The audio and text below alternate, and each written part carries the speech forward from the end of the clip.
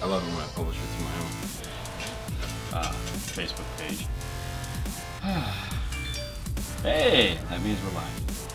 You know, it's funny. I think this is like the first time we're actually sitting down at the beginning of the show. You know, Start saying that. no, usually we're running around a bit. Oh, Trying to get everything, just trying to get everything situated. And last month, hey, look, it's Bill. Bill's the first guy on. There we go.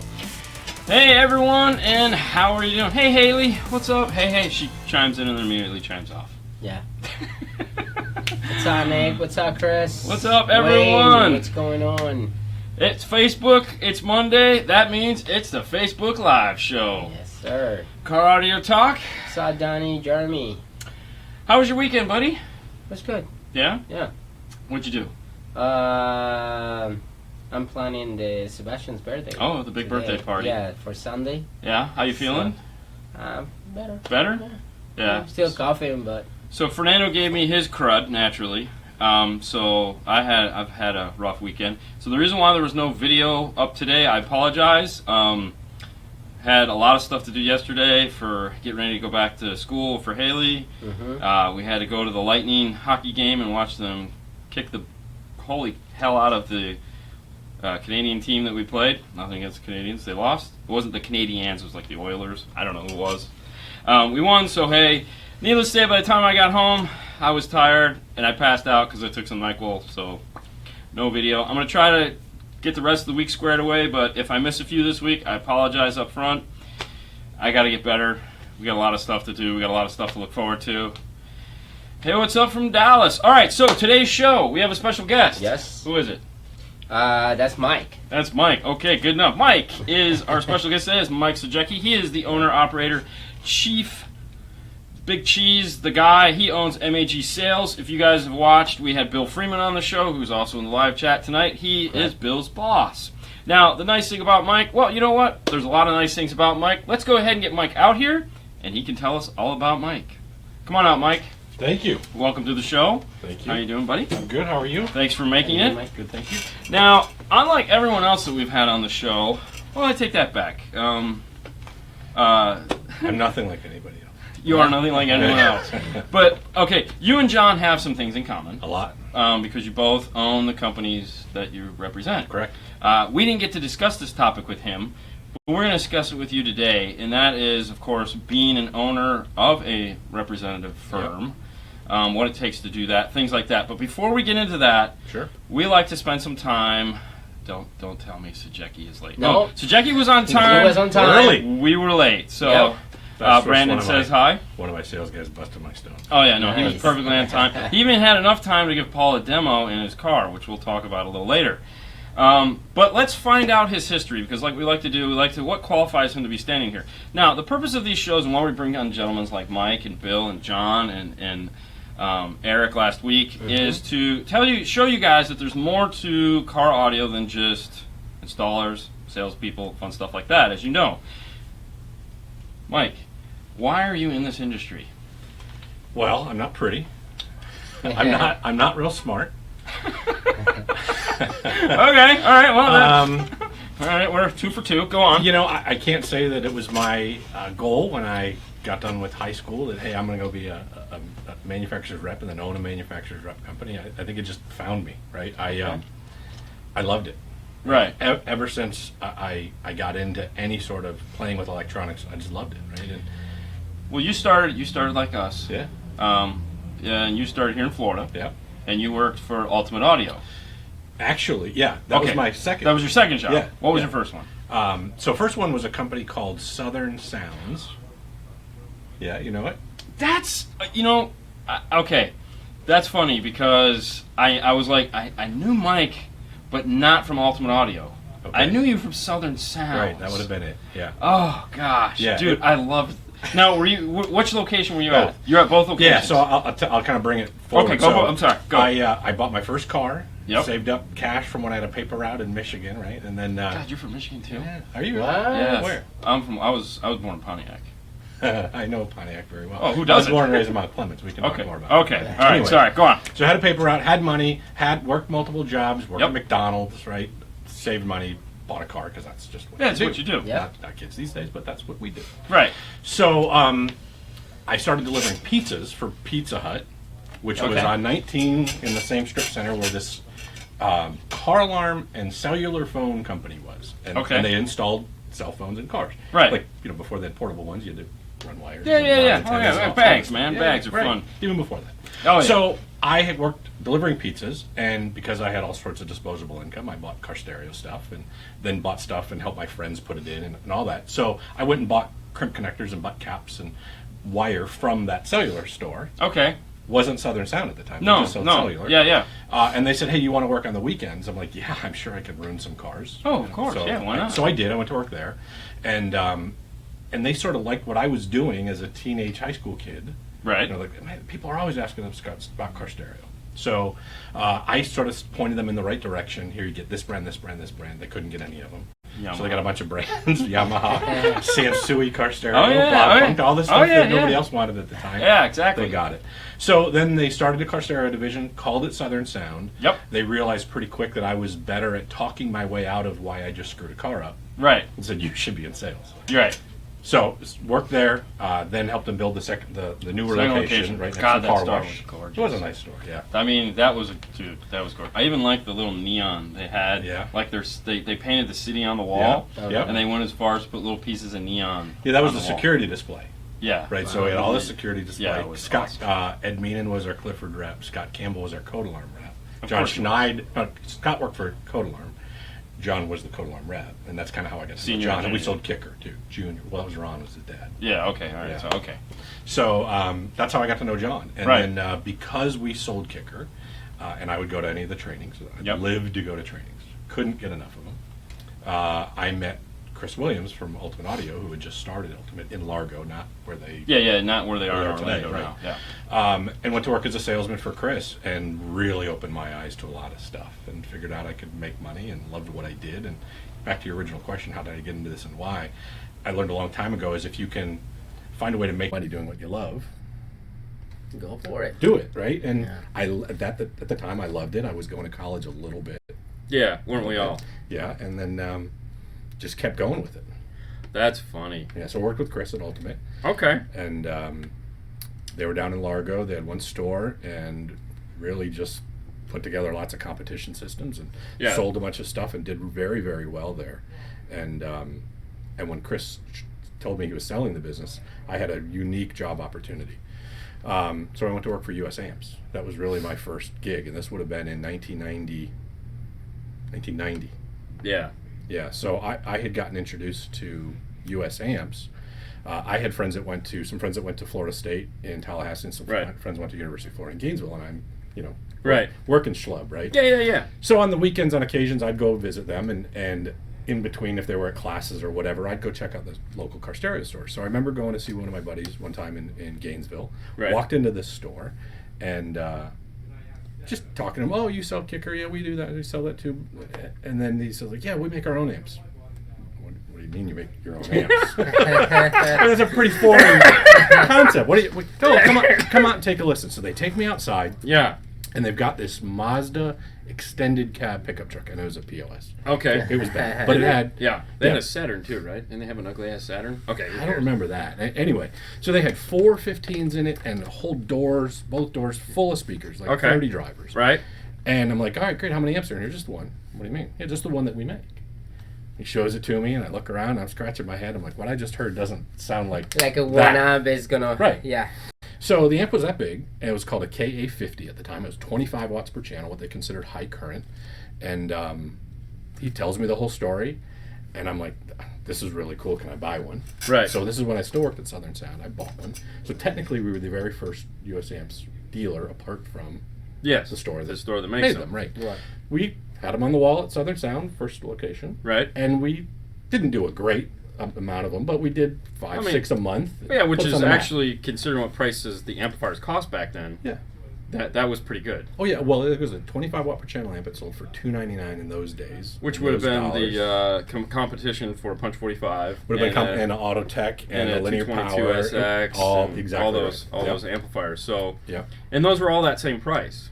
They were all at the same price. So I mean, it's 90 watts for $300. It was crazy. Wow. Yay! Yeah. Yeah. Oh yeah, that's what it was. I mean, Yeah, that's that- what you paid. Yeah, Punch 45. I never sold Rockford until I became the Rockford rep, but Yeah, I never. I mean, it was crazy. You know, Yeah. you'd look at this amp, it's this big, it's 22.5 watts a channel, and it hammered, right? Wow. And it was part of the tricks. Right. So, you go to work for US Amps, So we worked for US Amps. and they have what, 2 amplifiers at the time? At the time, they had 2 The amplifiers. 2x50, and then the yeah, 2 2 by 50 and 2 by 125. Okay, And boy, it was tough to make a living. I'm sure it was. It didn't last long, in spite of the fact that we're really good guys. It was a great experience. I learned a lot of stuff about a lot of things. I thought I knew lots of stuff about the business, and I didn't know anything. I was, yeah. Yeah, and so fortunately, I left there, came back to work for Chris, and he still hadn't sold the business yet. Okay. And I had gotten introduced to a guy named Sajecki. Names are very Yeah, close. yeah. But he had a very, very small rep firm. He had worked for the Kenwood rep for years, left, started his own rep firm. And he didn't have many brands, but it was more than he could handle himself. Right. So I came to work for him, and we really built the business. We secured some brands: ADS, home and car stereo. Yes. Nakamichi, home and car stereo. Impact car stereo, which was kind of an offshoot of Kicker. kind of. Yeah, I remember that. Yeah. Hyphonics, and then a few other small little brands. So that's really where I got introduced to home audio, and then really got deep into it pretty quickly from there. So, now that brings up an interesting question, because, like, the way this area works, at least, we have basically 2 big rep firms. Yeah. 2 big ones. We For have car, yeah. For car. We have MAG Sales, Yeah. and then we have John's firm. Mhm. And you guys are basic, and everything else is just like bottom feeders. I'm not to be insulting, but those are the brands that are left. It's tough to do business in a big way with a big firm Yeah, 'cause, without some marquee brands. Right. So let's go over some of the brands that you guys carry just to fill them in, because I mean we've talked about them with Bill, but Audio Control, Yep. Kenwood Exelon, iData. Yep. The big one is Rockford. Yep. That's definitely the big one. Yep. AudioVox. AudioVox. Sirius XM. You do Sirius XM? Yeah. It's part of the AudioVox family. Okay. So with AudioVox, it's Yeah, yeah. Prestige, Yeah, AudioVox. all that. Yeah. And then what am I missing? 12 volt wise. You do Renegade. We do Renegade and Crime Stopper. Okay. We do Rydeen. Which and- is you do Rydeen. That's Backup right. cameras, yeah. Yep. and we do Power Bass. Right. And then you do a bunch of home audio brands. A lot of home audio brands. Now, technically, home audio brands are done through our sister company, C&E Marketing, Okay. which still me. We have a whole separate team. Just like Bill is your guy Yes. here.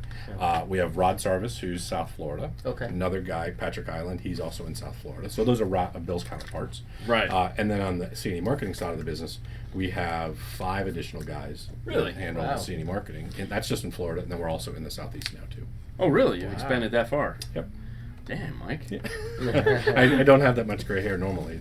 Yeah. So, so What's that, Jason? what's up, Tony? Oh, hey, Jason, what's going on? Yeah. Jason Froshouse there. He he works for a 5-store chain out of Oregon called Stereo Kings. Okay. So picking the brands is probably one of the. I mean, obviously, at some point, you there's brands you want, Of course. and then there's brands you can't have. Of course. So you settle on other brands. Oh, we also course. do Morel. We forgot Morel. also do Morel. Which we just gave Thank you you. a nice big order today for Morel. Thank you very much. Yes, Yeah. yeah. So we're a Morel dealer now, Yeah. so we'll be talking about them more. Mhm. Yay. Yeah. So, which I'm really excited about, believe it or not. Are you? Well, okay. Yeah. I have all Morel stuff in my house. Do you? Yeah, because Oh, that's great. well, JJ used to sell Morel Yeah. back in the day. That was her. So thing. you got a demo program. And So I bought all Morel home stuff, Mhm. and so I've been listening to Morels forever. they have such a unique sound. Oh, it's 3 and 4, awesome. dude. 8-inch, never or heard- 3 and 4. Well, I'll let you Well, in my I- car before we're done. Yeah. Actually, Bill. Bill has it. had Oh, the you're a Bill's Morels, guy. yeah. Yeah. And I was like, Well, you gotta wow, hear his. That's Yeah, really nice. they're very, very close but subtly different in their own certain Yeah. ways. But Yeah. So implemented the same way. we'll talk about your car before Okay. before we leave. We'll talk about what's in your car. Sure. All right. So, anyways, back to So, unlike being a rep is almost like being a store. Like when we're a store, there's brands we want to carry and Sure. brands we can't get, brands that we struggle to have, and then the headaches that go along with that. Mhm. Being a rep is very similar to that To some degree. in some degree. So how is it? Okay, so let's talk about Rockford. Okay. Because I met you as a rep when you were Rockford. Okay. You came into AVE. That's right. And had your cool silver phone. Remember your silver My phone? Sprint. Yes. One of the first. Yeah, you were excited. Candy bar phones. Yeah, candy bar. You were like, look at my phone. I was like, oh my god. I don't get out much. Yeah, it was awesome. It was awesome, dude. But back then it was like, Sure. it was like this thin. Yeah. It was sexy and it was right here in your pocket. And it was one of the first ones that had the old school telephone style ring, ring, ring like that. Yes. Yeah. And it was like, oh my, people heard like, how'd you do that? Yeah. I don't know, man. It was incredible. I mean, and we were all just sitting there going, that dick. That and many other reasons, I'm sure. No, okay. So we wanted to be a Rockford dealer because we were done with other brands, and it was like we'd never been a Rockford dealer, Right. And the guy down the street was giving you grief. Yeah. Who's closed now. Auto Audio wasn't working out for you because their company was just doing weird things. Sure. So you came to us, which we were surprised. Yeah. Because we had it since the very beginning. We were never on the table. Right. I mean, they bought the van. Mm-hmm. They had, and so, anyways, that's how we became associated with each other, we'll say. It's called acquainted. Yes, that's how we became acquainted. That's how I got your phone number. I got my phone number. Anyways, so you were the Rockford rep for as long as I can imagine. Mm-hmm. Now, did you have Rockford before you took over the company, or? We did. In fact, Rockford, so our company, my company. Yes. I have to get used to not saying ours because it's mine. But, yes. Yeah, no. I came to work in the company in 93. MAG sales started in the mid-'80s. Okay. And Rockford was one of the very first marquee brands. Now, did you help before me? It was before you. Before me, I was in high school. Yeah, exactly. Right. I forget. Okay. Yeah, so they had become the brand in the mid-'80s, and Rockford had, I think, 3 dealers and had done like $10,000 in the state the year prior. And they were excited. So Alan Lundy started the business with his dad, and had after his dad left, he didn't stick around very long. His dad left the business, and Bruce Terrell, who was a seasoned rep who had worked for other brands at the time, came to work with Alan. And one of their jobs to get the brand, this is actually kind of funny, they sent them an amp. Bruce and Alan, Rockford did. Okay. And they said, here, install it and send us some pictures, and if you can do that, you get the job. Seriously. Oh, wow. That was the interview process. So it ain't like that anymore. No, it is not. I can assure you. The process is a lot different. But you don't know, right? So that's a brand you take a chance on, because at the time... Louis from Portugal says hi. Hi, Louis from Portugal. And David, Georgia. Okay, David. so Georgia, you throw the amplifier in. It works. I don't know how, but it worked because they're not very talented with their tools. Okay. They got it to work. They said, okay, great, you become the rep. They gave us a rep contract. And that's a pretty common thing. Okay. We become a contracted extension or a contracted sales agent for the manufacturers that we work for. So what that means is, like, when we have a problem, we call the rep firm first. Correct. You guys negotiate with us what our deals are going to be. Mm-hmm. You enforce whatever programs that the manufacturer decides that they want to run. So you're our guy. We like to say that we're an extension of the factory and we're an extension of our customers. So we work for you and we work for the vendors. Right. Right. And that's really how it works. That's how a good rep firm. That's how at least all the good rep firms that I've dealt with have been. Yeah, they're willing to go to bat for you. That's exactly not right. just for the manufacturer. So you're like the mediator. That's right. And there are some companies that it's harder to do, right? There's a lot of hats that we wear. Yeah. The first one is we become a translator, right? Because we have to take all the information that we pick up from you guys in your stores, right? All the stores we're responsible for. Right. And we have to sort of distill it into multiple really common themes and messages, because if we were to take every piece of feedback and every comment from every dealer, right, there'll be a dealer that says, I can't get these things to work for anything. Yeah. And then you go talk to 7 other dealers, hey, how are you doing with that? Great, one of my best selling problems things. whatsoever. It never breaks. Wow. Yes. What's happening here? Because if I took that message straight to the manufacturer, right, I wouldn't be doing them justice, because they'd go down this rabbit hole and to figure something wrong. Right. There's nothing wrong. Yeah. Right. And at the same time, you have to also sort of have to filter out some of the crazy, out of the ordinary stuff. So we take that information, we distill it into a common theme, and we present it back to the manufacturer, because we're an extension of them, and vice versa. We have to take these themes from the manufacturers and bring them down to you guys in ways that you can spoon feed them into your day-to-day business. Right? Things that you can do to help be more productive, more profitable, less SKUs, more throughput, all of the above. So to us, we're a translator, we're your business partner.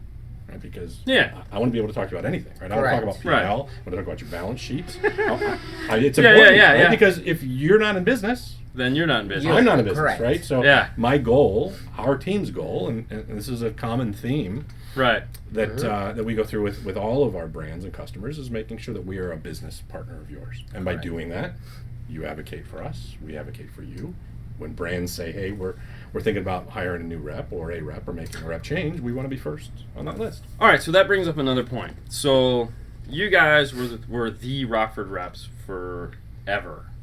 And yeah, And until then- 2013. 2013, Rockford got a case of the grass is greener on the other side. Now, we'll use them as an example, Sure. but I know there's been other brands that have come and gone through time. Like Yeah. you used to do Hyphonics, So we did Hyphonics, yeah. both before and after. Yes. In fact, we were the Hyphonics reps when they were a German-based Z company. Yep. And that was at Specialty Marketing, my second rep job. Right. And then we became the Hyphonics reps when they became Petromaxonics. Drastically different product. Oh, drastically. Yeah. It goes- But, you get to see a transformative thing with the brand. So To get back to Rockford. Rockford gets a case of the grass is greener.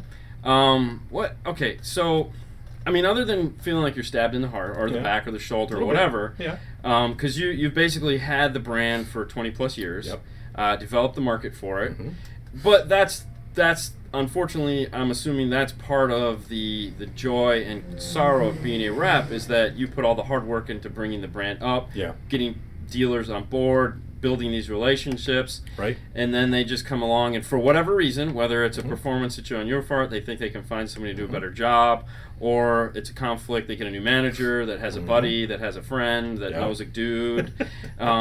You are no longer the rep. Yep. And you're left there going, what happened? Right. And you move on. Yeah. And you pick up other brands.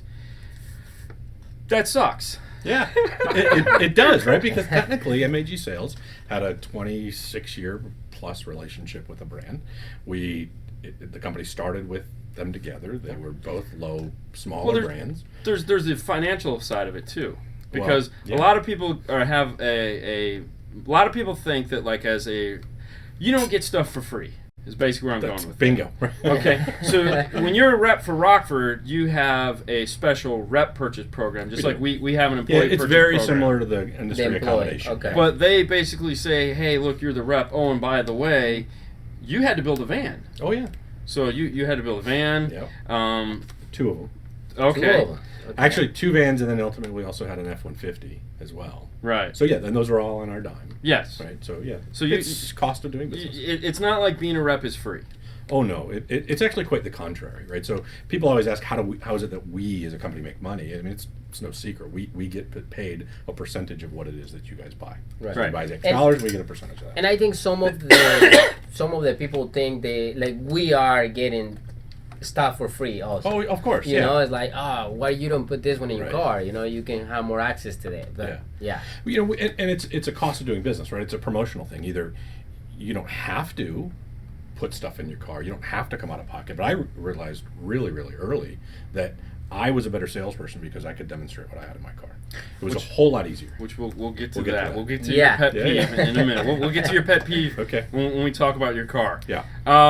So, and then, all right, real quick. Amp Pro TY12 give you better volume than an LC7i. Yes, that's a full preamp section. LC7i is a line level. Instead of buying an LC7i, maybe think about getting into a DSR1 with an Amp Pro, or possibly getting into the, which isn't available yet, or possibly getting into the DM608 and an Amp Pro. Those two will give you way better sound for what you're trying to do. The LC7i is just not the tool if you can do an Amp Pro. All right, before you go, Julio from Orlando say hi. Michigan, New Jersey, you say Portugal, Yeah. Texas. Worldwide. Oh yeah, South And Carolina, Orlando. from Ecuador. Telling There you. you go. 8200 or i207 for a Jeep. Well, the i207 has the Jeep kit, so check that one out. Yep. Okay, so Tuckland. as we said, the grass isn't always greener. Syndrome usually means that they find out that it just doesn't work out. Correct. They went with another rep firm. They thought was better. Yep. Somehow they pitched them better. I don't know if they gave him money, they bribed him, who knows what. It happens. Sometimes it's a used car thing. They came back. Yep. How do you negotiate something like that, knowing that you've been bitten, spanked, and feelings hurt? We'll say. Well, it's business. It is business. It's not personal, and as much as we get personally invested into a brand and a customer, really personally. Oh, yeah, really personally invested. I mean, because it's life. It's tough not to. Fortunately, because we're a firm with some diversity to it, we have multiple brands and we have multiple divisions.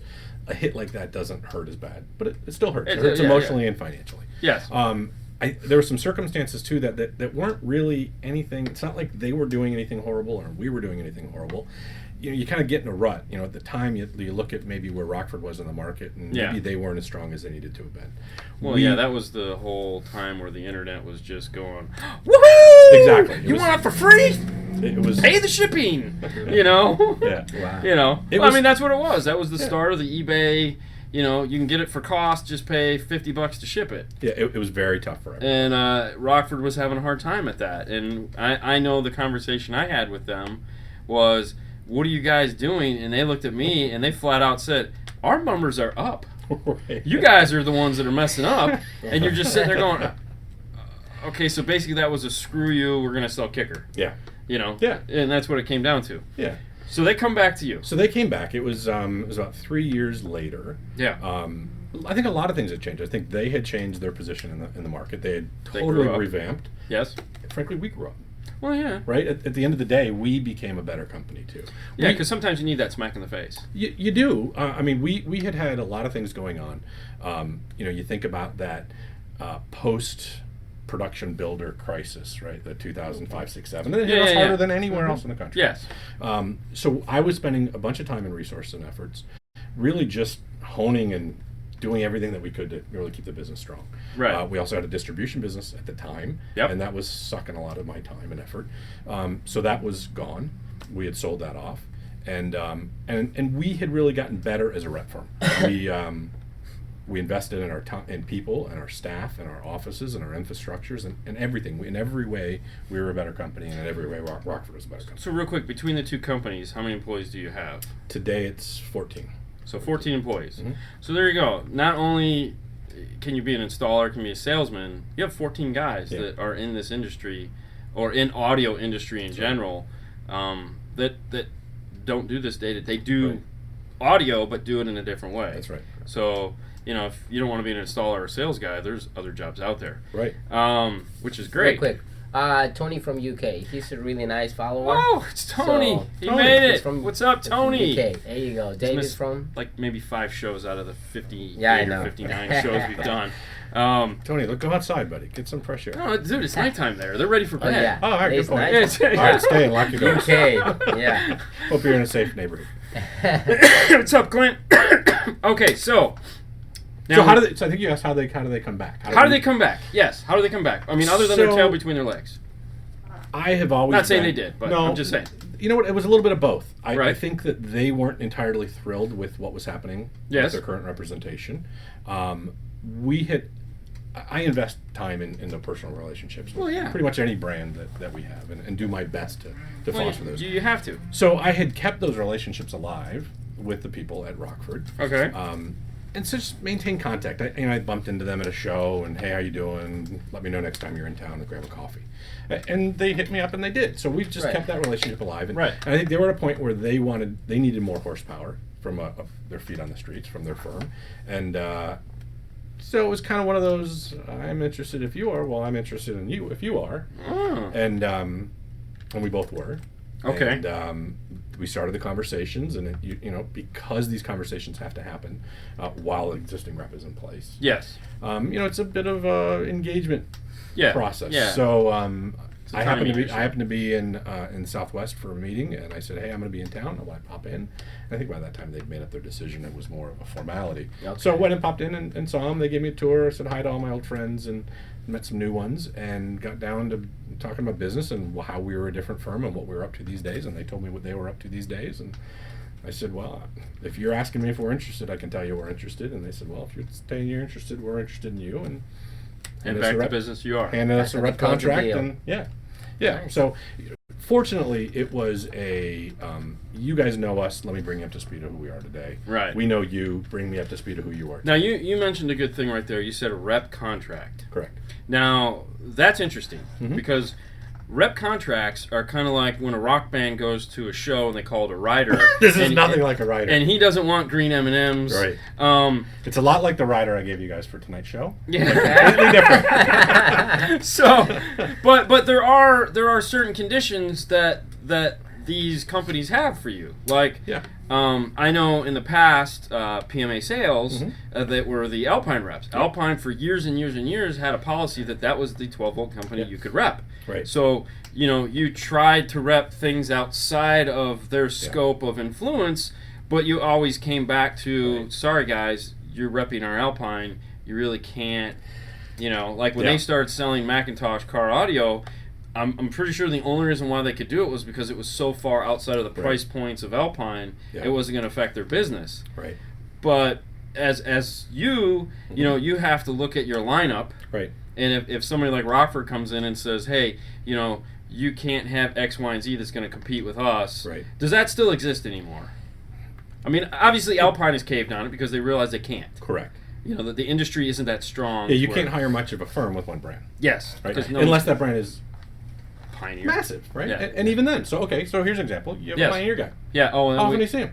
And that's no shot on him. No. It's no shot on him at all. Right. But well, if they you didn't think have about one for years. Right. So if one guy is responsible for the state of Florida, it's 18 hours from tip to tip. Yes. 18 hours. Yes. Totally. How many dealers could you possibly see in a given day, week, month, or year? Not enough. Right. You need a firm. And to have a firm, you need to have brands with diversity that can bring in a full assortment or portfolio. of Right. things. Right. Just like an investment portfolio. Right. Just like an IRA. Correct. Very simple. So back to the they do. Right? Yes, they do. Some brands do. Some they brands may not do. be as strict as they once were, and that's loosened up a little bit. Today, if you just look at put some basic thought behind it. Could you survive on one brand? Oh no. Right, it'd be very, very, very hard. Well, no, but I mean, let's be honest, we're unique here. Very. I mean, we carry. You guys are very unique. Very unique. Yeah. I don't know how to take that. Anyways, Any way you want. I mean, yeah. I mean, because we carry most of your brands. Yeah. We carry most of John's brands. Yeah. And then we have the sprinkling of everybody else's brands in there. Correct. So I mean, and we won't even get into what he wants to bring in that I'm holding him back on, which is driving me. You can tell me later, and I'll work on it. Oh my God, it's driving me crazy. But and nothing against those brands, just I don't see the room. There's X amount of there again, as you know, there's X amount of dollars that can be spent. And obviously you want your brands to take as much of that dollars as possible. That's exactly right. And so when you're designing your portfolio, as you said, you try to build Lego pieces in there that will help so that you can walk into a store, I'm assuming, and be like, okay, look at the store and go, I have the perfect product for you. Yeah. Yeah, if I walk in a store and I'm talking about brand A, I don't care how good brand A is. If one installer had a bad experience at a shop he used to work at and they didn't realize you need big power wire for big amps, and he said, oh, those things break, everyone I installed broke. I got nothing else. I'm closing the briefcase and walking out, right? But if I've got a portfolio of brands that complement each other and can complement pretty much any store we do business with, it helps us be more successful. And the more brands that we can do business with you on, we are much more of a resource. So stopping into 5-star, Bill or I can come in and talk about 6 or 7 brands. We can be very, very productive and excellent return on investment. Yes. So there is conflicts that still exist. It probably would be a hard thing for us to do, say, Rockford and JL, right? It might be really hard for us to do Kenwood and Pioneer. Right. Possible, maybe, but not likely. Yeah. Right. And when we have to balance it, just like you being responsible businesses, you have to balance how much product you have, how many brands can you support, how much inventory can you turn, all these things. We have to do very similar things. We get approached on a very, very regular basis to represent brands. I told somebody no Friday. Because it just doesn't fit. And the most important thing to us is that we are responsible to the vendors that we work for today. And we will resign a brand if we just aren't making it happen. Right. Now, I know when I have the undistinct pleasure of trying to play salesman, which I from time to time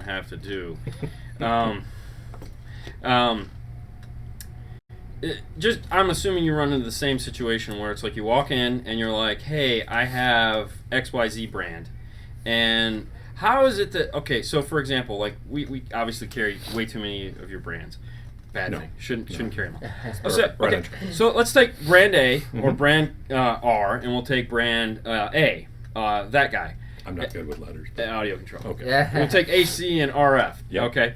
And now, when you walk into a store, those two brands have overlap. Basically, what I'm getting at is overlap. Yes. How is it that, like, I know when I'm designing a system, which is way far away from where you're selling in the product brand, but brand overlap, I feel, is probably the biggest conflict that you run into.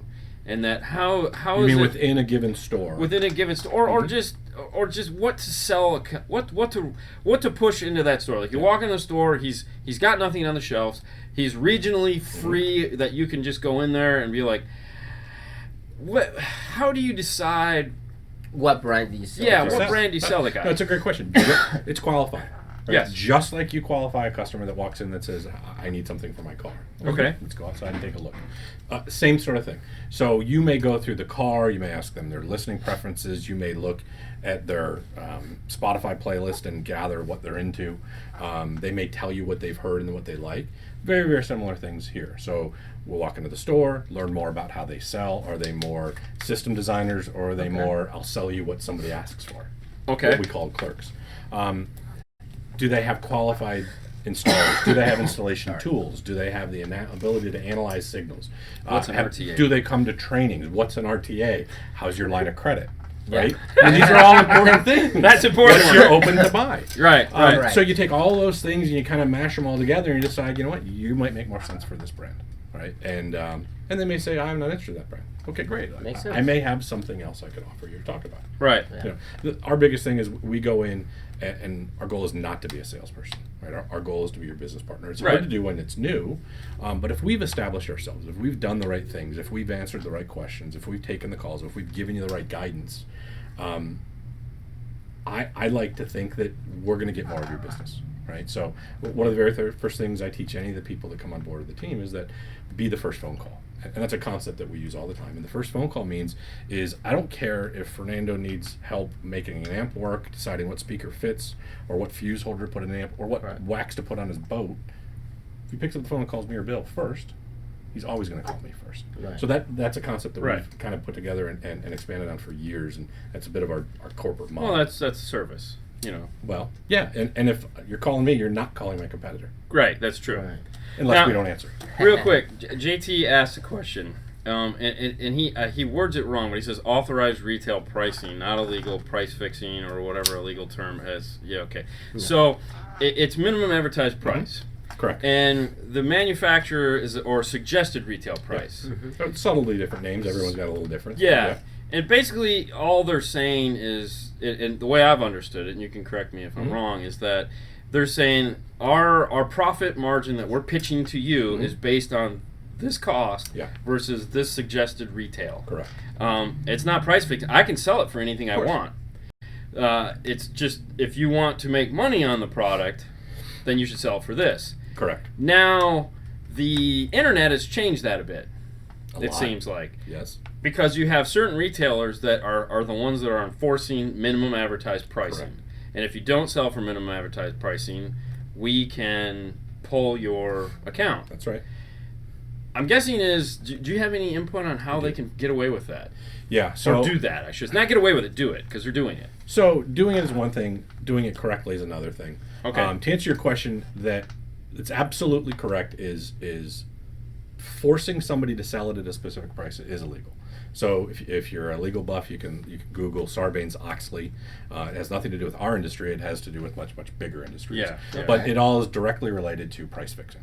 Correct. Not allowing people to sell at a different price. You can't tell me that I have to sell this at this price. What you can tell me with minimum advertised price is I can't advertise this Okay. at a lower price. So if this advertised price is $199, minimum advertised price, Yes. if you break that map, every vendor has a different policy and procedure to go through addressing your problem. Correct. Right?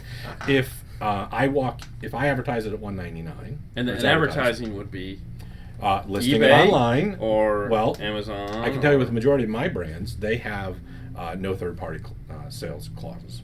say specifically you can't sell on a third-party website. Okay. Period. At any price, right? Okay. So that minimum advertised price has nothing to do with what you actually sell it for. So this might be $199 MSRP. Right. I could come in here and you could sell it to me for less than you bought it for if you wanted to. We could pull JJ. You wouldn't be around very long. And you can do that, sell at whatever price you want. You're not going to be in business very long. No, you're going to run out of money. That's exactly right. So how do they do it, right? So there's lots of things and lots of ways that guys go about discounting. There's authorized ways to do it, which is taking advantage of products that have price changes or come off map for a certain period of time. Right. Both Kenwood and Rockford do that pretty religiously. There are guys that are buying it 2 or 3 steps. Guy comes in here today and says, I want to buy $5,000 worth of stuff, and here's what I want to pay for it. And Paul might dig his heels in, or Paul might be having a bad week and say, you know what, if you buy $10,000, I'm going to cut it down even less. Yes. Right? Now that guy, he doesn't know who he is. You guys do handwritten receipts here. Right.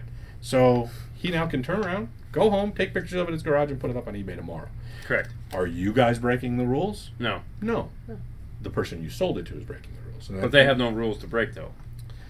Because That's exactly right. It's on their own. They never signed any contract. They don't have an agreement they never did anything. That's exactly right. So how?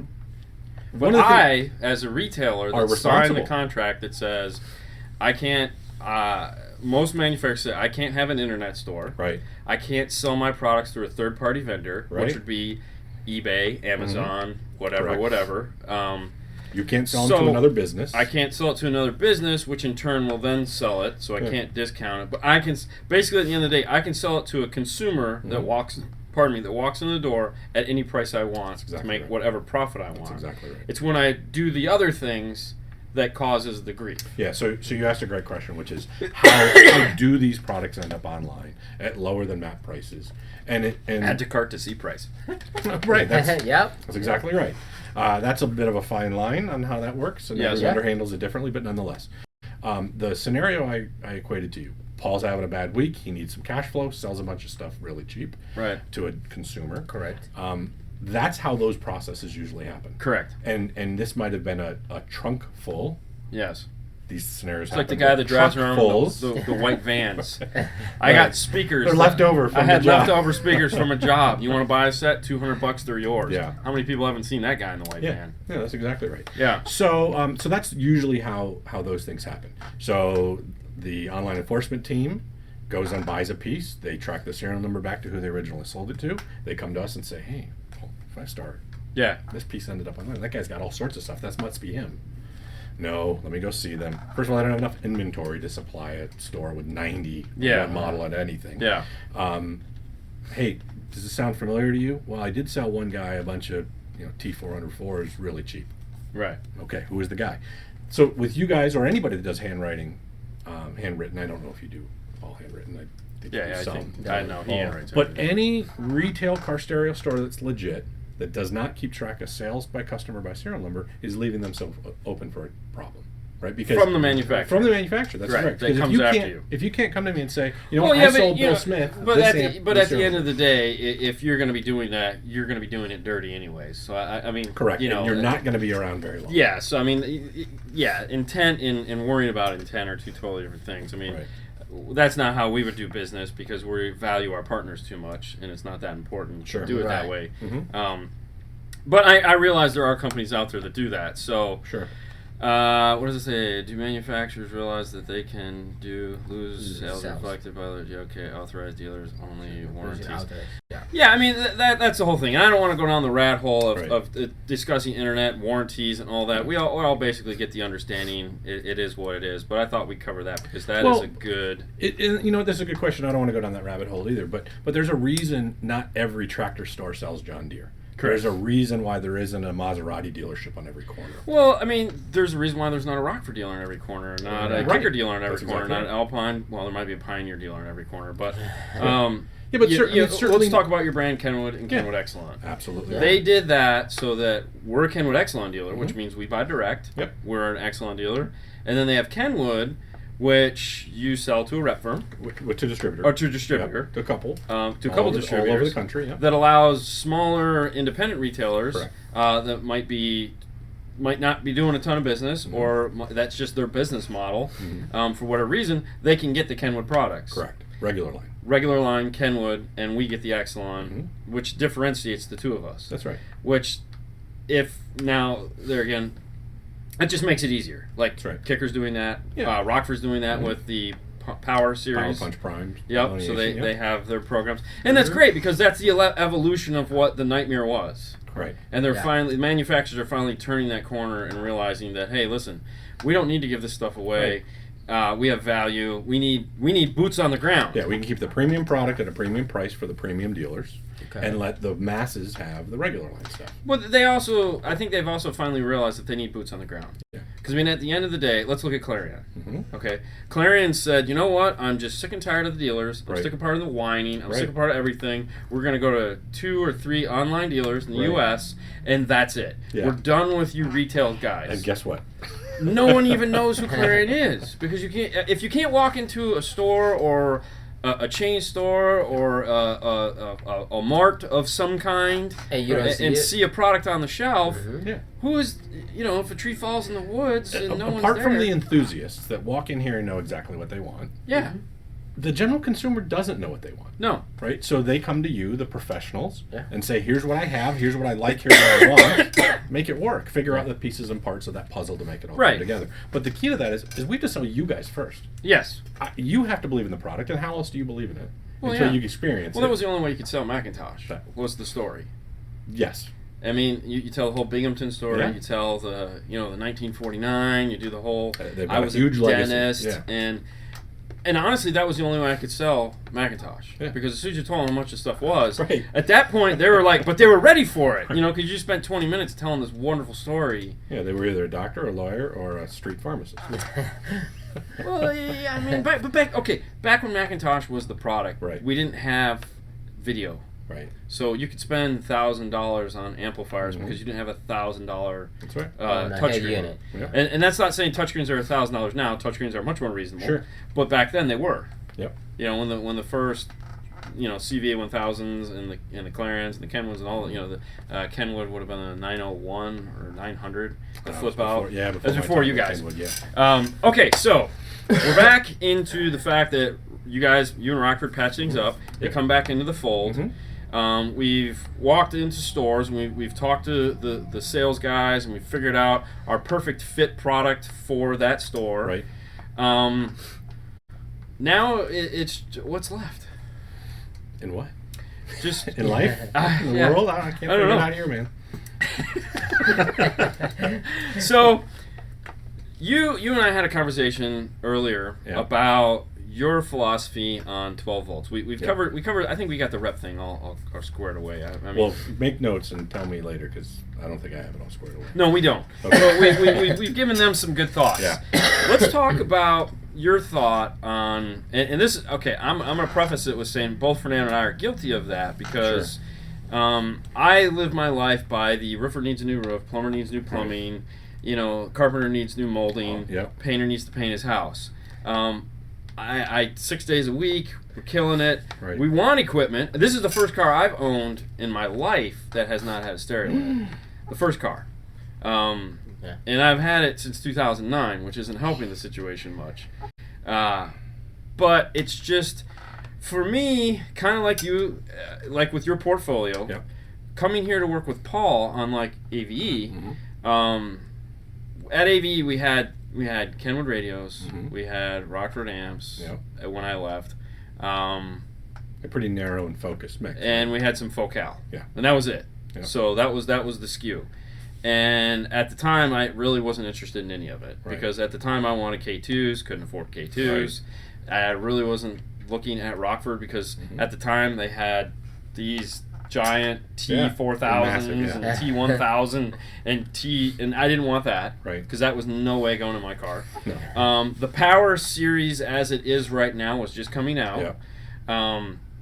Punch was all over the board. Right. Punch was changing every year until they figured out where the current line is where now. That sweet spot was. And I feel that the new Punch amplifiers or the current Punch amplifiers are the iteration. This iteration of it is the best version Punch has been. I would completely agree with that. And I'm it's like that is a strong amplifier. If you, I don't mean to segue, but if you have not installed one of those new 4-channel PBRs, the PBRs, the new PBR, punchline. The little? Yeah. Oh, no. Oh, you got to get your Well, hands dude, on the new Fortune. Yeah, but It we're, is yeah, but stupid. we're so into the T-Series right now. Oh, listen, if you can sell those and your customers Paul's- you can sell Paul them, is loving do the it. new Oh, T-Series. He told me I that. love the T-Series. So They're so Paul is good. just loving So the new nice. T-Series. Yeah. So Yeah. Anyway, didn't mean to segue. no, it's a good segue. But it's like when I can get Paul to sell something like that and is passionate about doing it, I don't bother. That's him. good. I Yeah. let him go because it's like trying to get him on there again. We're tangent. Trying to get him on page to do what I want him to do, to make people You happy. got to attach those puppet strings. Yeah, it's tough. So he's like really digging those new micro amplifiers. Yeah. But anyways, back to that. So for me, it was like and then I come here, I start the install bay. Sure. You know, I don't know if you ever set foot in this when Paul first opened. Oh yeah. It was scary. Yeah. It was generally the scariest place I've ever come to work. It reminded me of downtown Los Angeles, downtown New York, downtown Miami. Oh, wow. Oh yeah, Shops. it was, They were all- yeah. All we needed They were was this all the way around. You guys can't see this, but glass display cases. There's 2 of them now. Yeah. Yeah. But every other shop that I just described, the entire They're store. everywhere. Oh yeah.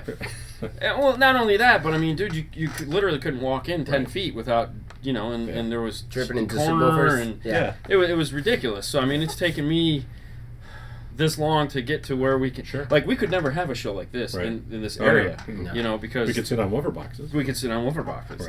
Right. So I've been running this marathon to try to get us to where we are now. Yep. For us to do wherever we're at. Sure. Anyways, so that's my excuse, and it's an Yeah. excuse because there's been plenty of There's products a that lot come of out. lead up to that excuse. I know Yes. it was a lot Right. of lead up because I was, you know, Yeah. covering my ass Sure. big time.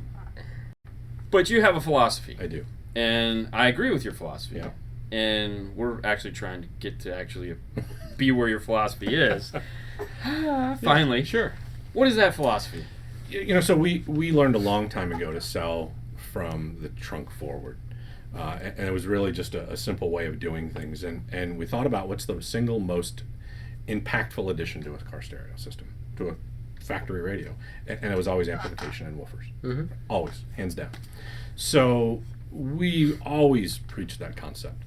In fact, today, most of our brands continue to preach that concept.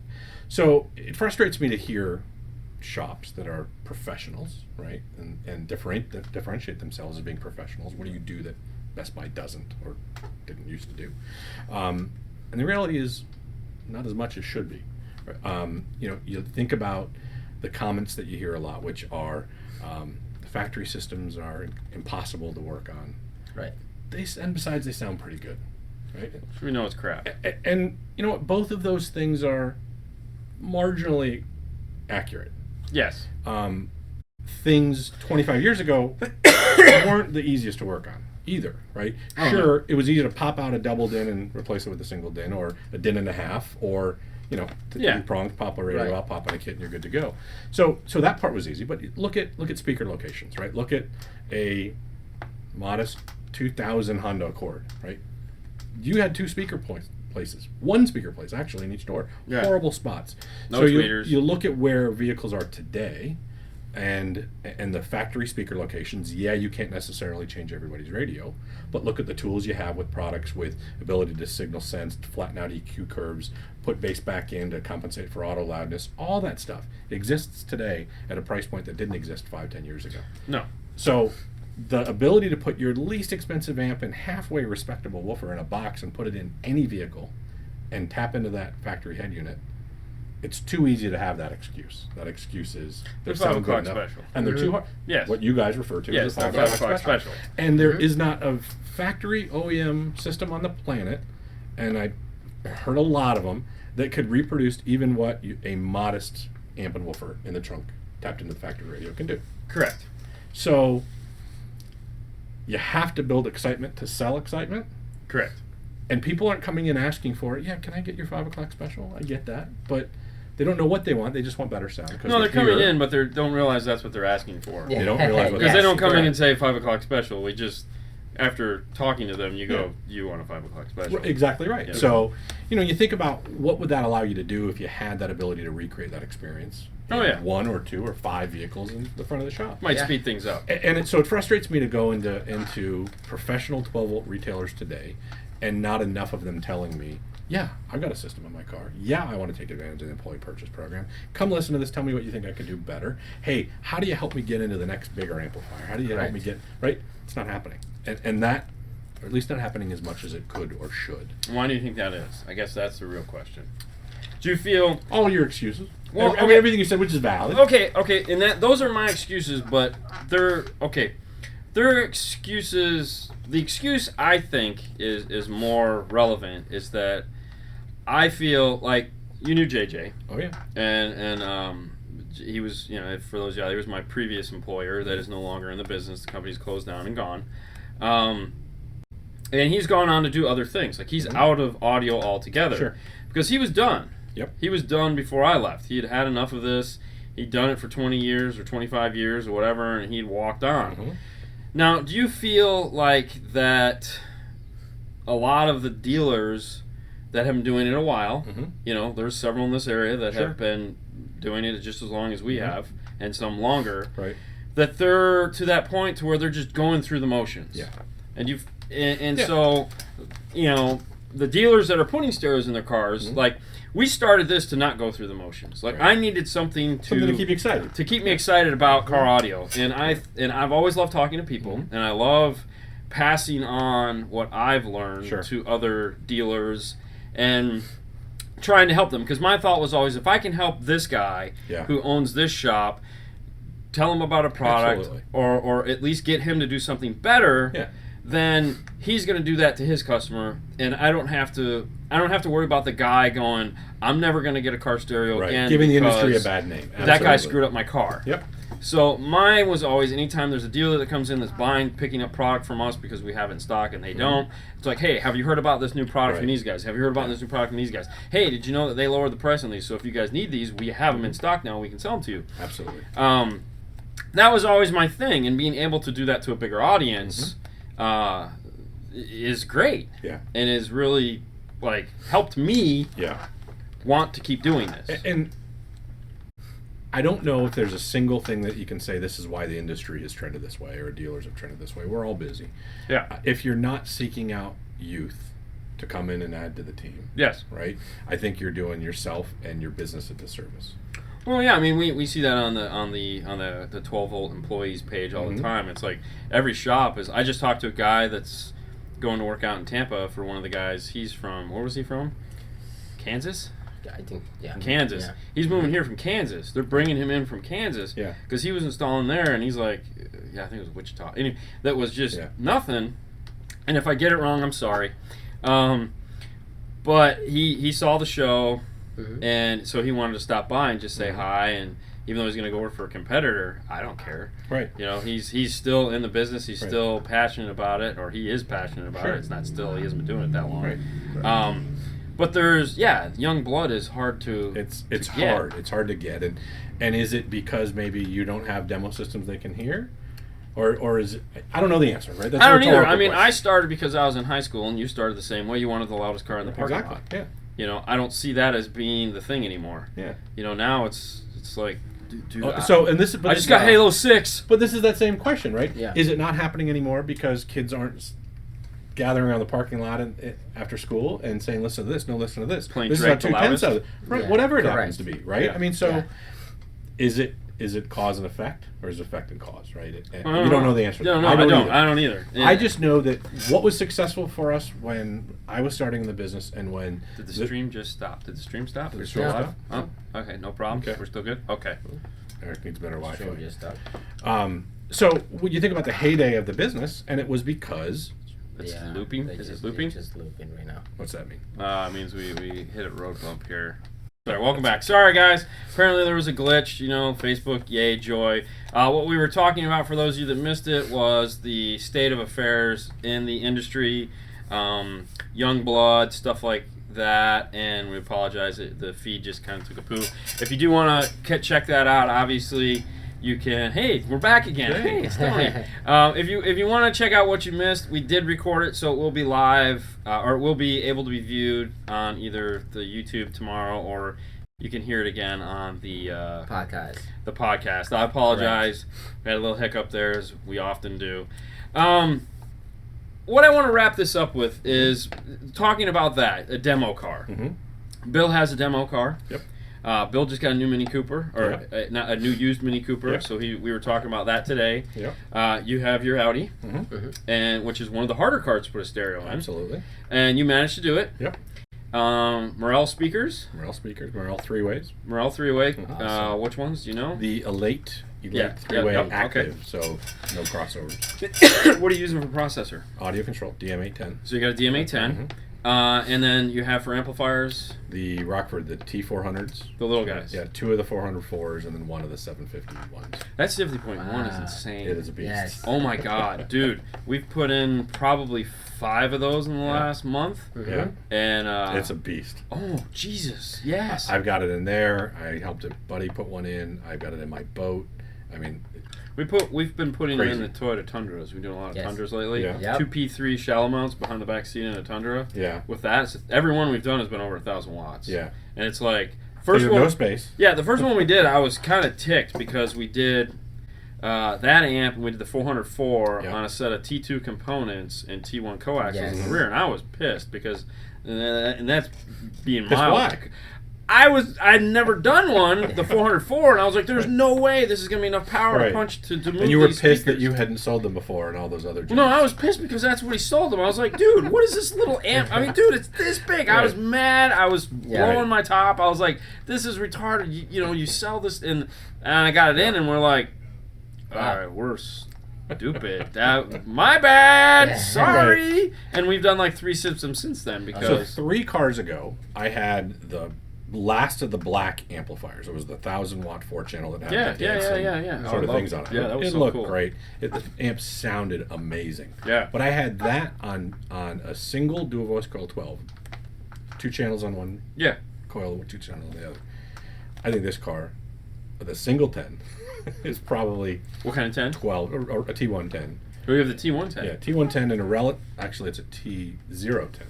Oh, you have the old T010. Yeah, T010. Okay, I always like those. Yeah, It's a shame and they it's kinda- it's in a 1 and a That probably was the quarter only one.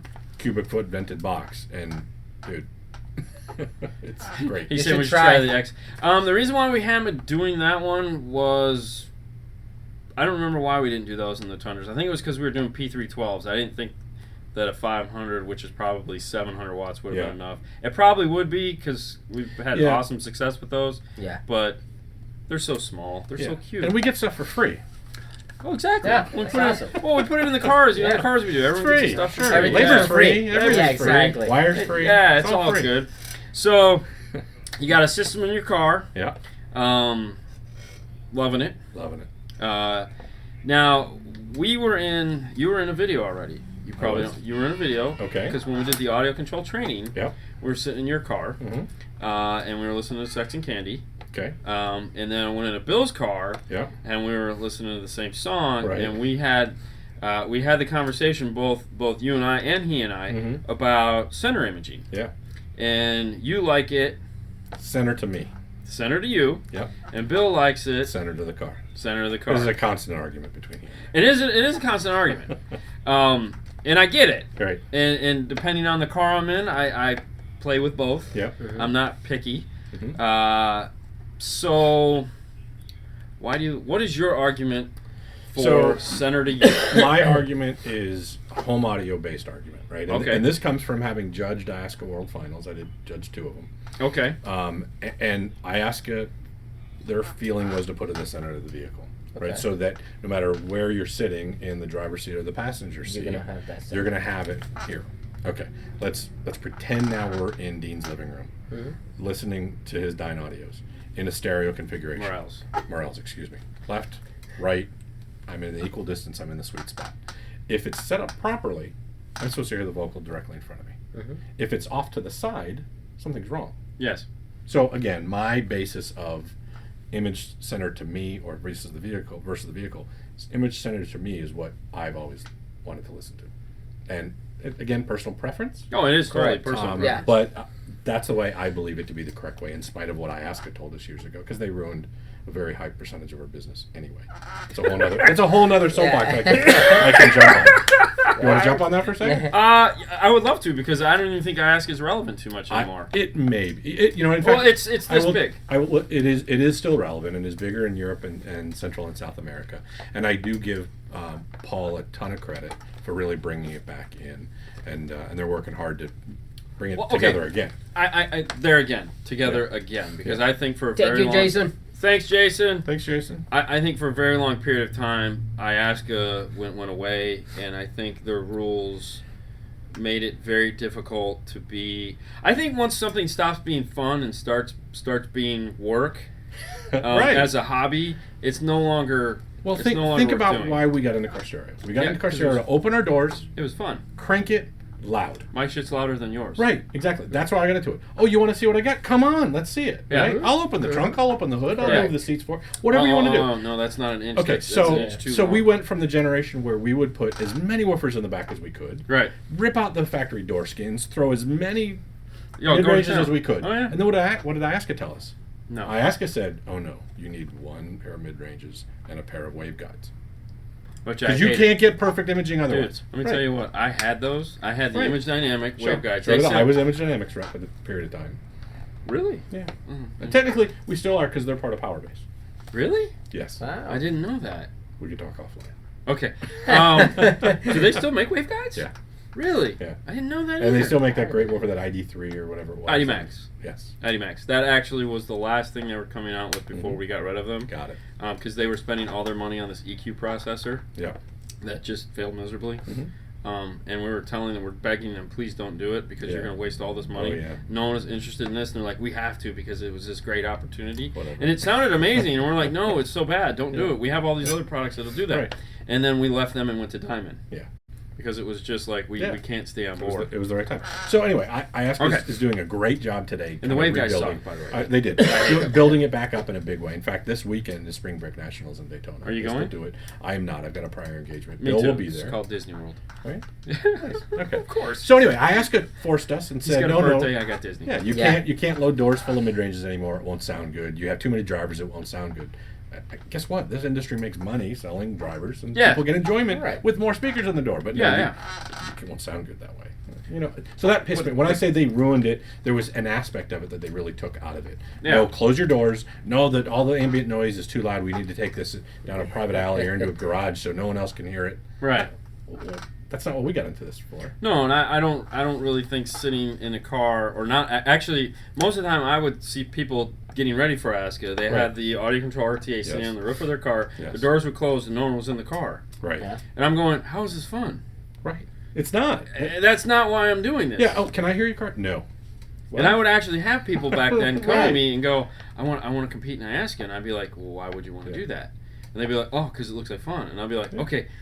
Let's talk about this for a minute and let's figure out what you consider fun. That's exactly right. And I would be like, okay, we could build XYZ for you, or we could build this for you. Yeah. And they'd be like, oh, I really want that. And I'd be like, all right, let's build something to have fun with. And that is not, that's what we got in the business for. Right. Going to a car show, opening up your doors, playing your stereo, letting people talk about it, letting people hear it, asking what they have. Why, like, was it USAC and the DB Drag guys and the little guys like Ed and Jethro used to do the little town meetups, just banging concerts, come open the doors and be loud and get a chicken sandwich. Yeah, wherever they could, right? And that was fun. Yeah. That was, to me, what I got into this for. And there isn't enough of that happening. No. So, put systems in your car. Hey, you want to hear it, man? Yeah. Do you want to hear the car? Right. That was at Daytona. Yeah. I go, wow, this looks really nice. Oh, it sounds. Do you want it? No, I don't.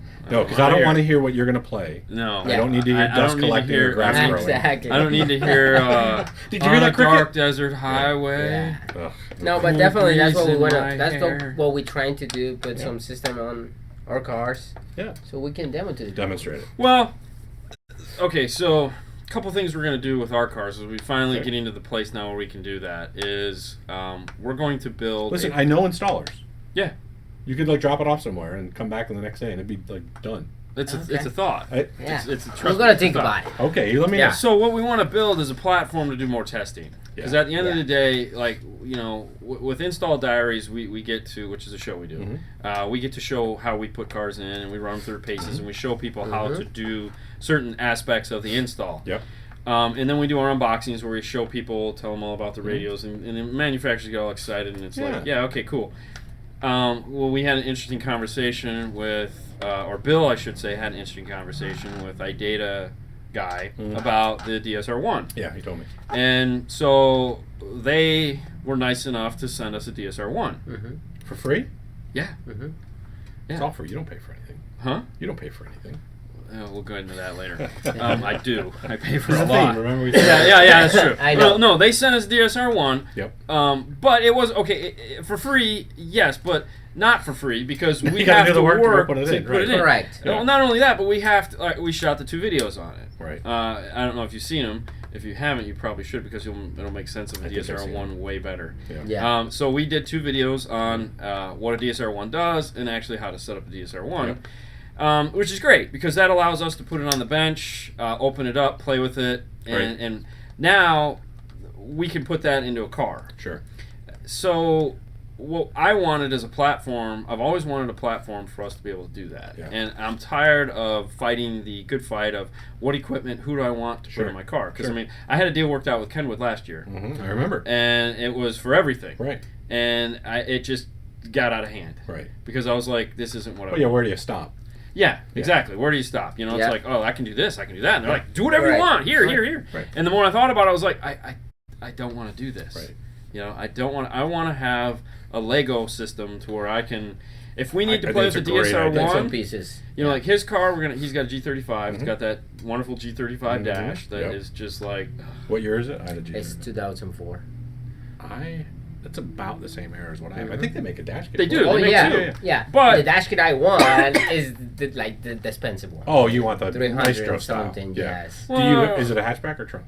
No, it's a hatchback. It's 2 doors. Okay. The 2-door. Yeah. But the thought is that it's in there. Yeah. Okay, and we can take that dash and use that as our high level. Absolutely. Because it doesn't have bows, so it's going to be high Right. level. It's easy. We can make a T-harness. We can do all that, and we can use that to test our high level systems. Right. At some point, we're going to be getting some audio control stuff that we can put in there and test. Right. We can also throw the DSR-1 in there and test that. In my car, I'm going to put a head unit because Pack was nice enough to give me a dash kit when they started developing that dash kit, so it's been sitting on the shelf for a year now. Yep. And they're like, could you please just put it in the car? Yeah. We helped them out, but there again, you know, they had a deal with Sony, and we, luckily, the video we shot on how to do that kit, we put a Sony in. Yeah. It just worked out that way, and it was like, they were like, awesome. Right. But there again, they get pissed because I think we were probably wearing a Pioneer shirt that day. Right. You know, it's like, I'm not doing it for you, Yeah. okay? Right. Yeah. These are customers that just so happen to pay for the products that you're dealing with. Yeah. Yay, and Kenwood always does that to us too. If Yeah. we're not wearing a Kenwood shirt when we put their products in, they just won't support the video, and it's like, I don't. Oh, please. No, they do. What, they do. tell you we're not going to thumbs up? Oh, they might thumb it up, but they're not going to do anything else with it. Well, you can understand that. I can understand that, but we're to the point where I don't care. Because we won't get into that. All right. That becomes arrogant, and I don't want to do that. Yeah. Because it's not that important. Right. But the point is that we want to build 2 platforms, one with a radio, one without a radio, that we can interchange. I mean, that pieces is a in. great idea. So the constant's going to be the speakers. Changes amps, change boxes. correct. Yeah, the constant will be the door speakers because I'm pulling the doors off left and right. But but the power will change, the DSP will change, the head unit can change, depending on what's popular at the time. Like right now, the Alpine 309 is real popular, so we're going to put that in the dash. When the Kenwoods come out with their high-res screens, might swap it out to that. Just so that for one, mix it up a bit. Yeah, and get a feel for the products, real-world reviews. You can do so much with that, right? You can have a baseline with Yes. here's the box and woofer. I took this amp out, put that amp out. I got. We're just 3 waiting maybe for the more, new right? Morale Yeah. speakers Yeah. for the in-car. That would be nice. Yeah, I know. I totally. They've got a great employee purchase program. Yeah, it's It's not free. It's not that. It's not free? It's not free at all. Really? I know, it's Ah. shocking, right? Oh no, trust me. The ones I want are not free at all. Yeah, you want the elites, right? I want. Yeah. Yeah. Yeah. I get it. And I got taxes to pay, so we're gonna wait on that one. But either way, that's the plan with the cars. We Right. finally, and there again, that if anything I've learned from JJ for working for him for years is that yes, great, you have an idea, let's stop and think about it for a minute. Yeah. Because that was always cool. That sounds like my conversations with Bill. Yeah. Every day. It's like you're excited, you get going. It's like let's start today, let's do it, and it's like all right, no, we have a plan. Yeah. Let's think Pump about the it. brakes. Correct. Let's just stop and make sure that's what we want to do. And it's taking us a year of like, listen, by the end of this year, we're going to have something in these cars. Right. And it's like getting to that point to where I will tell I you. need to know what to do. Just do something. Well, that's just Right? it. Get a power kit in there and put a pair of dash speakers in there. Mhm. And Well- you got 30 different boxes laying around. Well, Yeah. no, Pop them in but and out as that's you need just to. it, though. I mean, to me, it's brand deals. Right. I got to be honest with you. It's about a brand deal. Yeah. If I'm going to put something in my car and I'm going to spend the time to deal with it, I want a brand deal. I want, the vendor's going to get free press no matter Sure. what. I want to reciprocate it back the other way, which I think is fair. Sure. I mean, as long as what you're going to put in is what you really want. Yeah, Right? well, of I mean, course. it- and that's why that's why I pumped the brakes on the Right. Kenwood. We thing, wait, because, yeah. at the end of the day, Wait, the is that Kenwood- your way of saying you didn't want Ken? No, I wanted the I think radio. that's what you just said. I wanted the radio. And I wanted. You heard him. I wanted the radio and I wanted the amplifier. It was Yeah. just everything else that I was being forced to put in. I just was like, I wasn't. I was forcing you. The deal was X, and I was like, I really want But Y. everything. Yeah. And they're Yes. like, well, just put it all in and leave it there for a couple months. And I was like, can't do it. You never know. You might be impressed. Oh no, not. But that's the nice thing. I do Yeah. this every day of the I week. know. Yeah. I'm impressed every day. Trust me. To me, I've done my job right. If I can get into a car that I've maybe done 1,000 times, and find a way that makes that better than the day Absolutely. before. It was like, oh my gosh, because there again, like the 5 o'clock special, it gets very cookie cutter. Right. It's like, how many times can you put in a Prime 501 on a set of 12s Right. with an LC? But what you're looking to do says a lot about you and what you guys do here, right? I mean, Right. I had a system in my daughter's car. She totaled it. Thank you, Sophie. What's Got she her, doing? got her a couple years newer, same exact car. You guys put in the same exact system. Right. It sounds better, Except for the camera. except for the camera. I fixed it, by the way. Oh, Yeah. did you? I did, yes. All right, you'll have to tell me what you did. It's lots of engineering. Did you? Oh, I'm sure. Engineering, I mean, lots of spit, duct tape, and Okay. Yeah. Okay. Yeah. Should just kept the factory. Anyways, You wouldn't let me. You said it's RGB camera. yeah, but they have an It's adapter now. We have the adapter. I actually ordered it just in case you wanted to go back that way. All right. Anyways, we kept you long enough. Yep. We want to let you go. Yep. We want to let you guys go. Sorry about the little breakup there. We hope you enjoyed this show. We hope you guys Right. like these guests. Thank you so much for coming on. Happy to do it. Anytime. We'll have Thank you on you. again Appreciate sometime, it. maybe. And I'll have we'll- you on my show. Okay, There even you better. go. I don't have a show. I know you don't have a show. But you have a beautiful place to have a show. I do. You Yeah. can host a show there. I would love to host a show there. Okay. We actually, when Chris was in town, we did a live show. That's right. And I think Bill said you guys were talking about doing kind of a live training thing or something. We could do anything. Yeah. I mean, That would be nice. Anything. I am happy We to have this giant help. facility, and we'd love to. Okay, All right, guys, guys. enough loving going on there. You guys have a great night as always. If you guys need t-shirts, you can find them on Teespring/store/5star. Patreon as always if you want to support the cause. If you need tools, dnftooldrawer.com will take you to all the tools we use as installers. And that's updated. We're actually starting to finally put some new things on there Kenwood that we've been training. using. That's right. Bill wanted me to remind everybody there's a Kenwood training coming up. Oh, is there? I forget when the dates are. But it's yeah. coming up. It'll be at our Tampa office. I think the middle of April. I'm sure. Dana Yeah, Fernando well, will yeah, get the dates out, but, They're, open-ended they dealers. don't get to come though. No, I know, but maybe we can video some portion of it. We can 'cause have there's some. pretty cool Yeah. Oh Like yeah, a we could Facebook have. Live. What's his name? Seth. Well, Yeah, Seth. there We you have go. Seth on the show, We do need that stuff. so you need to. He lives close. There's no I know he reason does. shouldn't, I know right? he does. There you Okay. go. All right, All right, guys. guys. Thank you so much. You have a great night. We'll see you later next time. Bye.